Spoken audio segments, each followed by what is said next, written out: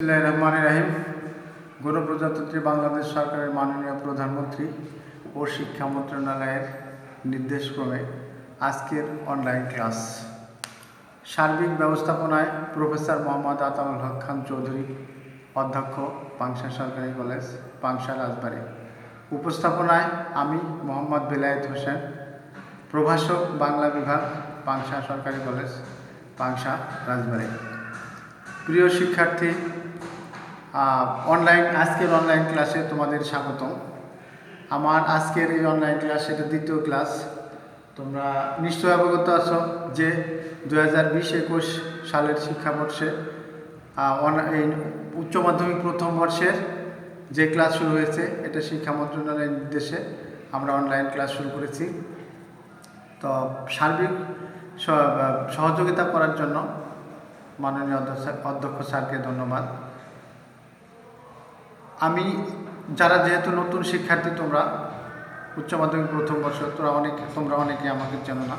আমরা ক্লাস শুরুর প্রথমে আমরা আমাদের পরিচয় দিয়ে শুরু করেছি যে আমি বেলায়েত হোসেন, এই কলেজে বাংলা বিভাগে আমি উচ্চ মাধ্যমিক প্রথম বর্ষে বাংলা কবিতা অংশটা পড়াবো। তা তোমরা যেহেতু নতুন কলেজে কেমন ভর্তি হয়েছ, সেক্ষেত্রে এটা হচ্ছে আমাদের পাঠ্য বই। তোমরা দেখো, এটা হচ্ছে তোমাদের বাংলা পাঠ্য বই। এই বইয়ের মধ্যে একটা বিষয় তোমরা খেয়াল করবা যে এই বইয়ের মধ্যে 30টা গদ্য বা প্রবন্ধ আর 30টা হচ্ছে কবিতা আছে।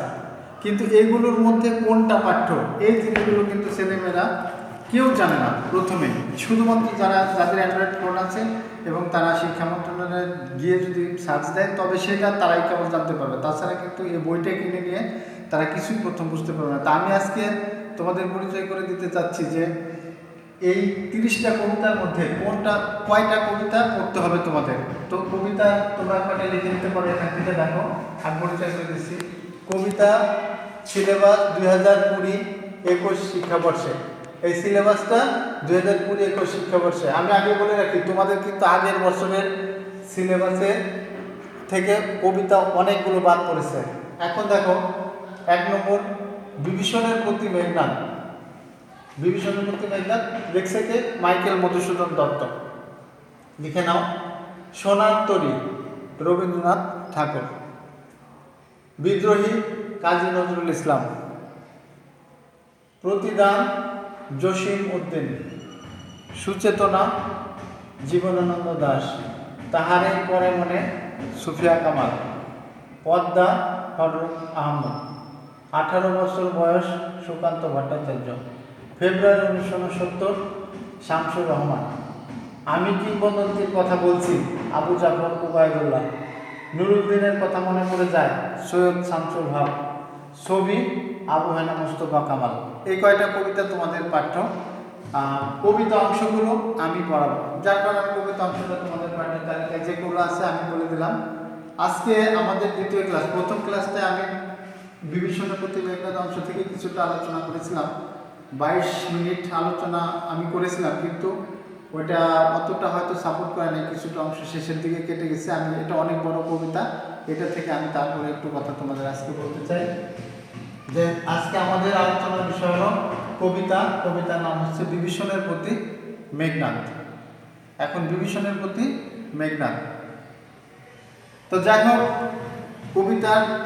এই কবিতার উৎস কি? বিভীষণের প্রতি মেঘনাদ, বিভীষণী বা কে, বিভীষণের প্রতি মেঘনাদ, মেঘনাদী বা কে, এগুলো আলোচনার পূর্বে আমরা মাইকেল মধুসূদন দত্ত সম্পর্কে আলোচনা করব। বিভীষণের প্রতি মেঘনাদ লিখছে কে?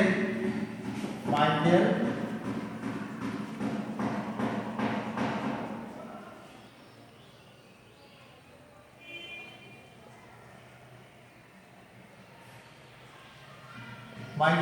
মধুসূদন দত্ত। মাইকেল মধুসূদন দত্ত 1824 খ্রিস্টাব্দের 25শে জানুয়ারি যশোর জেলার সাগরদাড়ি গ্রামে জন্মগ্রহণ করেন। জন্মের পরে মায়ের হাতে, তার বাবার নাম হচ্ছে রাজনারায়ণ দত্ত, মায়ের নাম জাহ্নবী দেবী। জন্মের পর সে রাজ পরিবারে যেহেতু জন্মগ্রহণ করে, জমিদার পরিবারে, জন্মের পরে প্রথমে তার মায়ের হাতে তার প্রথম পাঠ, তারপর কলকাতা তার ভর্তি করে দেন তার বাবা। তারপরে তার শিক্ষা, তার মেধা, তার মননশীলতায় সে তার শপথে একটা সুযোগ স্থানে প্রতিষ্ঠিত হন। তারপর 1843 খ্রিস্টাব্দে তিনি খ্রিস্টান ধর্ম গ্রহণ করেন। তার নামের সাথে মাইকেল যুক্ত হয়। মাইকেল শব্দটা যুক্ত হওয়ার জন্য তার নিজের ক্ষতি হয়েছে অনেক বড়। হিন্দু সমাজ তাকে ত্যাগ করেছে। হিন্দু ধর্ম ত্যাগ করার কারণে হিন্দু ধর্ম ত্যাগ করার জন্য তিনি কিন্তু হিন্দুরা তাকে ধিক্কার জানিয়েছে। কিন্তু এটা বাংলা সাহিত্যের জন্য এক অনন্য দৃষ্টান্ত স্থাপন করে গেছেন তিনি। কেননা তার ইচ্ছা ছিল জগতের মহাকবি হওয়ার, সেই স্বপ্নে তিনি বিভোর ছিলেন। তিনি ব্যারিস্টারি পড়তে লন্ডন যান, সেখানে ব্যারিস্টারি পড়া শেষ করে তিনি যান ফ্রান্সে। ফ্রান্সের ভার্সাই নগরীতে থাকাকালীন তিনি দুটো কবিতার বই লেখেন। একটার নাম দি ক্যাপিটেড লেডি আর একটার নাম হলো ভিশন অফ দি পাস্ট। এই দুটি লিখে তিনি ইংরেজদের কাছে দিয়ে বড় কবি হওয়ার স্বপ্ন দেখেছিলেন। কিন্তু ইংরেজরা তার মূল্যায়ন না করে বলল, তুমি তোমার মাতৃভাষায় কবিতা লেখো। তারপর তিনি ফ্রান্সের ভার্সাই নগরীর একটা রুমে যেখানে অবস্থান করছিলেন, সেখানে তিনি একটা তন্দ্রাচ্ছন্ন ঘুম ঘুম ভাব অবস্থায় খুব টেনশন করেন যে আমি বড় কবি হতেছিলাম, পৃথিবীর বড় কবি, কিন্তু হতে পারলাম না। তখন তিনি বঙ্গ ভাষার এক দেবী যাকে বলে কুললক্ষ্মী, তাকে স্বপ্ন দেখায়। সেই কুললক্ষ্মীর স্বপ্ন দেখে ঘুম থেকে উঠে তিনি একটা প্রথম কবিতা লেখেন, সেটার নাম হচ্ছে কপোতাক্ষ নদ। তোমরা যেটা এসএসসির পড়ে আসছো, এই কপোতাক্ষ নদ লিখার পরে তিনি বাংলা সাহিত্যের এক নতুন নজির সৃষ্টি করেন। মাইকেল মধুসূদন দত্ত বাংলা সাহিত্যে যা কিছু প্রথম, ছোট গল্প বাদে সব কিছুতেই তিনি প্রথম। কবিতা, সনেট, মহাকাব্য, সব কিছু, নাটক, এগুলোতে তিনি সবই প্রথম। শুধুমাত্র ছোট গল্প বাদে সবগুলোতে তিনি প্রথম বলা চলে। আর বাংলা সাহিত্যে যদি মাইকেল মধুসূদন দত্তের প্রবেশ না থাকতো, তাহলে বাংলা সাহিত্য 500 বছর পিছিয়ে থাকতো। কেননা ইংরেজি শিক্ষার রসভাণ্ডার থেকে রস সংগ্রহ করে, উপাদান সংগ্রহ করে বাংলা সাহিত্যের ভাণ্ডারকে সমাদৃত করেছিলেন মাইকেল মধুসূদন দত্ত। যার কারণে রেনেসা বা নবজাগরণের যে অগ্রদূত হিসেবে তিনি বাংলা সাহিত্যে পদার্পণ করেছিলেন, তার অনন্য স্বীকৃতি রয়েছে বাংলা সাহিত্যে। তার বাংলা প্রথম মহাকাব্যের যে রূপায়ণ, সেটা কিন্তু আমরা তার হাতে পাই। সেই বাংলা মহাকাব্য হচ্ছে মেঘনাদ বধ। সেই মেঘনাদ বধ মহাকাব্যের 6ষ্ঠ সর্গ থেকে এই বিভীষণের প্রতি মেঘনাদ কবিতাটা নেওয়া হয়েছে। 6ষ্ঠ সর্গটা কি? এই দেখো, বিভীষণের প্রতি মেঘনাদ। এই মাইকেল মধুসূদন দত্তের 6ষ্ঠ সর্গ বিভীষণের প্রতি মেঘনাদ। মেঘনাদ বধ মহাকাব্যের 6ষ্ঠ সর্গের নাম হচ্ছে বধ। বধটা কার? এই বধটা হচ্ছে একজনকে হত্যা। বধ মানে কি? বধ মানে হত্যা। কাকে হত্যা করছিল? মেঘনাদকে হত্যা করছিল। কে হত্যা করছিল? লক্ষণ। আমি তোমাদেরকে আগে বলে দিই যে রাম রাজ্য এবং রাবণ রাজ্য, দুটা রাজ্য। রাবণ রাজ্যটা হচ্ছে ভারতীয় উপমহাদেশ, ভারতবর্ষ। রাম রাজ্যটা হচ্ছে ভারতবর্ষ, আর রাবণ রাজ্যটা কিন্তু শ্রীলঙ্কা, যেটা বর্তমান অবস্থান, সেটা পাতালপুরীতে একটা দেশ, যেটাকে বলে রাক্ষস কক্ষসদের দেশ। সেই দেশে হচ্ছে বিভীষণদের দেশ। বিভীষণের ভাইয়ের নাম কি? রাবণ রাজার দেশ। রাবণ রাজা রাবণ। রাবণরা কয় ভাই? রাবণরা হচ্ছে রাবণ, বিভীষণ, কুম্ভকর্ণ। আমি আবার বলি, রাবণ, বিভীষণ, কুম্ভকর্ণ। আর ওর বোনের নাম হচ্ছে শূর্পণখা। এদের পরিচয়। আর রাবণের ছেলের নাম মেঘনাদ। আর আরেকটা ছেলে যুদ্ধের প্রথমে মারা যায়, তার নাম হচ্ছে বীরবাহু। বীরবাহু যখন মারা যায়, তখন রাবণ প্রাসাদের সেই শীর্ষে অবস্থান করে নিচে দেখেন অনেক রাম বাহিনীর আক্রমণের ফলে সেখানে যে একটা পুরো পরিবেশের সৃষ্টি হয়েছে, সেটা দেখে তিনি খুব মর্মাহত হন। এখানে বিভীষণের প্রতি মেঘনাদ। আমরা একটা কথাই বলি যে ঘরের শত্রু বিভীষণ। এই বিভীষণ হচ্ছে সেই বিভীষণ যে ঘরের শত্রু বিভীষণ। মেঘনাদ হচ্ছে বিভীষণের ভাতিজা, আর বিভীষণ হচ্ছে কাকা। এখানে চাচা ভাতিজা ব্যাপার। এর বাবা হচ্ছে রাজা রাবণ, লঙ্কার রাজা রাবণ। মেঘনাদের বাবা, লঙ্কা রাজা রাবণ। আর সেই রাবণের, যেটাকে বলা হয় স্বর্ণের লঙ্কা, চারদিকে সোনার প্রাচীর দিয়ে ঘেরা, আর সেখানে আক্রমণ করে কারা? রাম বাহিনী সেখানে আক্রমণ করে। রাম লক্ষ্মণ সীতা, এইকে নিয়ে এই ঘটনাটা। কেননা এখানে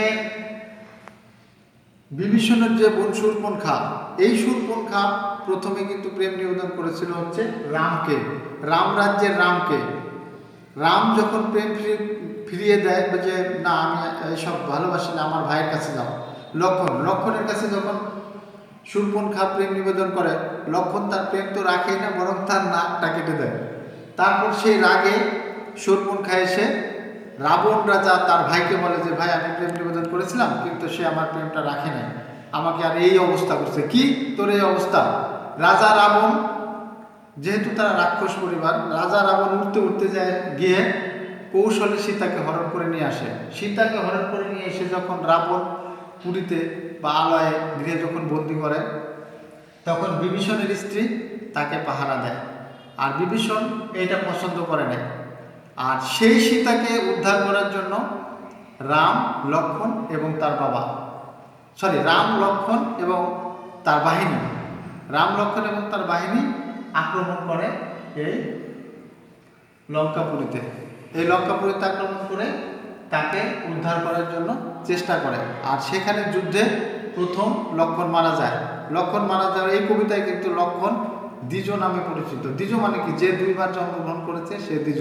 কেননা এই মেঘনাদ এমন এক দেবতার পূজা করে যে সামনের দিক থেকে যুদ্ধ করে কেউ তাকে মারতে পারবে না। যার কারণে এই ঘটনাটা কিন্তু বিভীষণ জানে। বিভীষণ লক্ষ্মণকে, ও যখন নিকুম্ভিলা যজ্ঞাগার, এই কবিতা আমি যখন পাঠ করব তখন আমি গল্পটা আগে তোমাদের বলে রাখছি। এই কবিতাটা যখন আমি পাঠ করবো দেখবা যে নিকুম্ভিলা নামের একটা যজ্ঞাগার আছে, যেটা হচ্ছে একটা দেবতার পূজা করে মেঘনাদ। এই দেবতার পূজা করার জন্য সে অমরত্বই লাভ করে বলা যায়, কেননা সামনের দিক থেকে যুদ্ধ করে কেউ তাকে মারতে পারবে না। এই ঘটনাটা বিভীষণ জানে, মেঘনাদের কাকা বিভীষণ জানে যে সামনের দিক থেকে পারবে না। লক্ষ্মণকে যখন মেরে ফেলে প্রথমবার, তখন দেবতাদের কৌশলে লক্ষ্মণ আবার বেঁচে যায়। দেবতাদের কৌশলে বেঁচে গেলে তখন বিভীষণ কৌশলে মেঘনাদকে হত্যা করার জন্য লক্ষ্মণকে সে গৃহে বা আলয়ে নিয়ে আসে। কোন দিক থেকে? পিছনের দিক থেকে। যে ঘরের দরজায় মেঘনাদের কাকা বিভীষণ দাঁড়িয়ে থাকে এবং শত্রুরা পিছনের দিক থেকে এসে, ও মেঘনাদ যখন পূজারত অবস্থায় থাকে তখন তাকে পিছনের দিক থেকে একটা প্রচণ্ড বেগে আঘাত করার ফলে সে পিছনের থেকে সামনে ফিরে দেখে যে ঘরের দরজায় কাকা দাঁড়িয়ে রয়েছে দরজা আটকে, আর শত্রুপক্ষ লক্ষ্মণ তাকে হত্যা করতেছে। তখন থেকে এই কবিতাটা শুরু। এখন কবিতাটা যখন আমরা শুরু করব তখন এই আগেকার ঘটনাটা না জানলে কিন্তু কবিতাটা তোমরা বুঝতে পারবে না। যখন বললো কবিতার প্রথম লাইন, এতক্ষণে অরিন্দম পহিলা বিষাদে, এটা কিন্তু আমি আগে বলছি যে মাইকেল মধুসূদন দত্তের সবগুলো কবিতায় কিন্তু অক্ষরবৃত্ত ছন্দ বা অমিত্রাক্ষর ছন্দে লেখা। এখানে দেখো তোমরা যে এতক্ষণে অরিন্দম পহিলা বিষাদে, এখানে এতক্ষণে অরিন্দম পহিলা বিষাদে, অরিকে দমন করেছে যে অরিন্দম পহিলা বিষাদে, জানিনু কেমনে আসি লক্ষণ পশিল রক্ষাপুরে। আচ্ছা, এখন আমি বলতেছি, যাই হোক, যে এতক্ষণে যখন মেঘনাদ, এখান থেকে শুরু, এটা খেয়াল করতে পারলে তোমরা কবিতাটা ধরতে পারবা। এই কবিতা রিডিংই পড়তে পারে না ছেলেমেয়েরা, তাই এই কবিতাটা সেজন্য যে তোমাদের প্রাথমিক ধারণা না দিলে অন্তত আর যাই হোক কবিতাটা আয়ত্ত করতে পারবা না। কেননা কবিতা কিন্তু আমি আগে বলেছি যে ছেলেমেয়েরা কবিতাটা একটু বুঝিয়ে দিলেই পারবে। এখানে প্রথম লাইন বলছে যে এতক্ষণে অরিন্দম পহিলা বিষাদে, জানিল কেমনে আসি লক্ষণ পশিল রক্ষপুরে। রক্ষপুরে মানে কি? রাক্ষসদের আলয়ে কিভাবে শত্রুপক্ষে এসে প্রবেশ করলো। কাকে দেখে বলল? সে বলল কিন্তু দরজায় তার কাকা দাঁড়িয়ে আছে তাকে দেখে বলে আমি বুঝতে পারলাম যে কিভাবে রক্ষপুরে মানে রাক্ষসদের গৃহের মধ্যে লক্ষণ আসি পুষিল। লক্ষণকে শত্রুপক্ষ রামের ভাই লক্ষণ আসি পুষিল। তখন কাকাকে সে বলছে যে হাই তত উচিত কি তব এ কাজ। তখন কাকাকে সে বলছে যে কাকা এই কাজটা কি তোমার ঠিক? নিকষা সতী তোমার জননী। কাকা এটা তুমি কি করছো? নিকষা সতী তোমার জননী। এখানে কিন্তু আমরা এই যে বিভীষণের মায়ের নাম পেয়ে যাই। ওরা কিন্তু আগে বলছে 3 ভাই, রাবণ, বিভীষণ, কুম্ভকর্ণ। রাবণ হচ্ছে লঙ্কার রাজা, রাক্ষসপুরীর রাজা, বিভীষণ তার ভাই, আর এক ভাই হচ্ছে কুম্ভকর্ণ। কুম্ভকর্ণ হচ্ছে 6 মাস খায়, 6 মাস ঘুমায়, একদিন উঠে জাগে, আবার 6 মাস ঘুমায়। কেন? সে দুনিয়ার সব মানুষ খেয়ে ফেলছিল। যখন দেবতারা দেখলো যে দেবতার যিনি শ্রেষ্ঠ, তিনি দেখলেন যে সব মানুষ যদি জগৎ থেকে খেয়ে ফেলে তাহলে তো জগতে মানুষই থাকবে না। তখন কি করলো? তাকে এমন এক বর দিল যে তুই একদিন খাবি, 6 মাস ঘুমাবি, আবার একদিন উঠে যেয়ে খাবি, আবার ঘুমাবি। এই জন্য আমরা কিন্তু কোনো এই যে মহাকাব্যের মধ্যে আমরা কিন্তু কুম্ভকর্ণের বেশি একটা কিছু পাই না। এই কবিতাটার মধ্যে কুম্ভকর্ণের তেমন কিছু নাই। তাহলে নিকষা সতী তোমার জননী, আমরা তাহলে তার মায়ের নাম পেলাম, তার বংশ পরিচয়টা আমরা পেয়ে গেলাম, রাবণ, কুম্ভকর্ণ, বিভীষণ। আর তার বোনের নাম কি? শূর্পণখা। আর তার মায়ের নাম নিকষা সতী। এখানে জেনে নাও যে নিকষা সতী তোমার জননী। সহোদর রক্ষশ্রেষ্ঠ। সহোদর মানে কি? একই উদরের ভাই। রক্ষশ্রেষ্ঠ মানে রাক্ষসদের শ্রেষ্ঠ। ষোলশুম্ভ নিভ কুম্ভকর্ণ। জীবন প্রদীপ নিবেশ হয়ে আছে কে? কুম্ভকর্ণ। পেয়েছ পরিচয়? ভাতসপুত্র বাসব বিজয়ী। আমি তোমার ভাইয়ের পুত্র বাসব বিজয়। এর আগের যে একটা যুদ্ধ হয়েছিল, বাসব বিজয় করে আসছিল, সেই জন্য বললো যে আমি বাসব বিজয়। নিজ গৃহ পথ তার দেখাও তস করে। শত্রুপক্ষকে তুমি নিজের ঘরে এনে দেখাচ্ছ। কি জন্য? এই যে লঙ্কাপুরীর ভিতরে যে অবস্থানটা, এটা কিন্তু কেউ বাইরের লোক জানে না। আর এই যে বললাম যে নিকুম্ভিলা যজ্ঞ করে ইষ্ট দেবতার পূজা করছিল কে? এই মেঘনাদ। পিছনের দিক থেকে কে এসে মেরে দেয়? লক্ষণ। আর এটাই হচ্ছে কবিতাটার মূল কথা। এরকম যুদ্ধ করতে করতে মেঘনাদ মারা যায়। আমি আবার বলছি মেঘনাদ কিন্তু মারা যায়। এই জন্যই মেঘনাদ বধ মহাকাব্য মাইকেল মধুসূদন দত্ত লিখছে, সেইটার 6ষ্ঠ সর্গ থেকে নেওয়া হয়েছে। 6ষ্ঠ সর্গটার নাম কি? বধ। এইটা না জানলে কিন্তু হবে না। এটা কোন ছন্দে লেখা? অক্ষরবৃত্ত ছন্দে লেখা। এখন অক্ষরবৃত্ত ছন্দের যে বৈশিষ্ট্য আগামী ক্লাসে আমি বোঝাবো। তারপর আমি আবার এই কবিতাটা চুলচেরা বিশ্লেষণ করে দেখো। কবিতা বুঝতে গেলে কবিতার প্রত্যেকটা লাইন, প্রত্যেকটা শব্দ তোমাকে বুঝতে হবে, কেননা অক্ষরবৃত্ত ছন্দে লেখা। এবং এটা বলা চলে যে এসএসসি পাস করে ইন্টারমিডিয়েট ভর্তি হওয়া ছাত্রছাত্রীদের জন্য প্রাথমিকভাবে এটা কঠিন, কিন্তু ক্লাসটা নেওয়ার পর আমি ক্লাসে বোর্ডে যদি লিখে বোঝাই তাহলে তোমরা পারবা।